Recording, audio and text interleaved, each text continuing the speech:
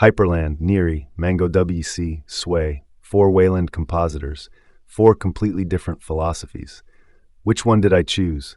And more importantly, why? When choosing which tiling window manager to use, I initially thought Hyprland was the default option. Hyprland is the project that made tiling visually exciting again. It is a Wayland compositor built from scratch with a focus on fluid animations, smooth transitions, rounded corners, blur, shadows, and gesture-friendly interactions. But beneath the aesthetics, it remains a serious and powerful tiling environment. Hyprland's configuration is expressive, powerful, and surprisingly readable. Key bindings, window rules, animation curves, gestures, monitor layouts, everything is defined in one coherent system. Hyprland embraces modern input expectations, multi-touchpad gestures, workspace swipes, dynamic monitor handling. It attracted a new generation of users, not only developers and sysadmins, but also designers, creators, and laptop users who wanted efficiency and beauty. Hyprland proved that tiling doesn't have to look austere. It can be elegant. After installing and enjoying it on Slackware, I spent a long time considering compiling it on Void Linux as well, starting a new installation with my own deep customization without using external dotfiles. In the meantime, however, I entered the fantastic world of tiling window managers, and I realized that Hyprland is only one piece of the puzzle, or more appropriately, a whole continent in the tiling world. What I discovered completely changed my perspective. There is much more beyond Hyprland. Before discovering the more exotic alternatives, there was Sway. Sway is, in a sense, the most pragmatic project in this story. Its goal was simple: take i3, keep its philosophy, configuration format, and workflow, but rebuild it natively for Wayland. That decision made Sway the bridge between generations. Longtime i3 users could migrate almost instantly. Same config, same key bindings, same mental model. But now on a compositor designed for modern graphic stacks, better input handling, proper multi-monitor synchronization, and improved security. Sway became for many the first serious Wayland daily driver. Quiet, stable, conservative by design, extremely reliable.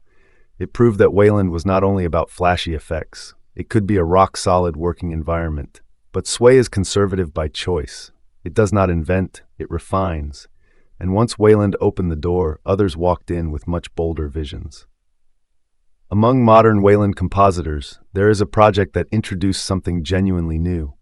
One day I came across a video by Mr. Is Proprietary Garbage, and he was talking about Niri. Until that moment, Niri was just another strange name in the vast open-source universe. But what I saw caught my attention. Niri explores a fascinating idea: the desktop as a continuous space. Instead of treating workspaces as separate rooms, Niri arranges windows on an infinite horizontal canvas. New windows appear to the right, older ones remain to the left. You move through your workspace by scrolling with key bindings or touchpad gestures. The inspiration comes from PaperWM, a GNOME extension that experimented with this spatial metaphor. But Niri is not an extension. It is a compositor designed around this idea from the beginning. The experience is fluid, coherent, and surprisingly natural once muscle memory develops. Niri cares deeply about input precision, accurate animations, predictable gestures, carefully tuned timing curves. The goal is not eye candy, but spatial awareness. You always know where your windows are. For laptop users, this feels extremely intuitive. 2-finger swipes to move across windows, 3-finger gestures to control workspaces. No abrupt jumps, just continuous motion. Unlike traditional grid-based tilers, Niri feels like a desk extending beyond the edges of your screen, a working surface rather than a collection of boxes. It is still young, it evolves quickly, but it represents a clear direction. Tiling not as rigid partitioning, but as navigation through space. After publishing some of my videos about tiling window managers, one name kept appearing in the comments: MangoWC. The first time I ignored it, the second time as well. By the third time, I realized I had to try it. And I discovered that beyond Niri and Hyprland, MangoWC exists, and it is not behind it all. On the contrary, MangoWC is inspired by WL, the Wayland reinterpretation of DWM, but instead of stopping at minimal tiling, it explores new interaction models. Its most distinctive innovation is the scroller layout. Instead of a static grid, windows exist in a horizontal scrolling strip. Workspaces are not separate rooms, but a continuous canvas. You move through windows with gestures or keys, fluidly, like browsing cards. MangoWC also implements an advanced overview mode, often triggered by hot corners or gestures, where all windows zoom out into a spatial map. Navigation becomes extremely fast once muscle memory kicks in. Then there are named scratch pads, not just one hidden window, but entire hidden workspaces, instantly summonable, persistent across layout changes, like secret rooms inside your desktop. For laptop users, MangoWC goes even further. Multi-finger gestures, kinetic scrolling between windows, gesture-driven overview modes. These are not afterthoughts. They are part of the design. It also supports virtual monitors, logical displays inside a single physical screen. Perfect for ultra-wide setups. From what I have seen in demos, documentation, and recent builds, these ideas are not theoretical. They are already real parts of the project. And despite all this, MangoWC keeps the DWM spirit. Total user control, scriptable interface, essential philosophy. It is young, not mainstream, not as polished as Sway, but it is exactly the kind of hidden project that makes the tiling ecosystem exciting. So, which one did I choose? Sway was the safe choice, stable, mature. Years of development. Hyprland was fluid, beautiful, configurable, familiar. Niri fascinated me with its new spatial vision.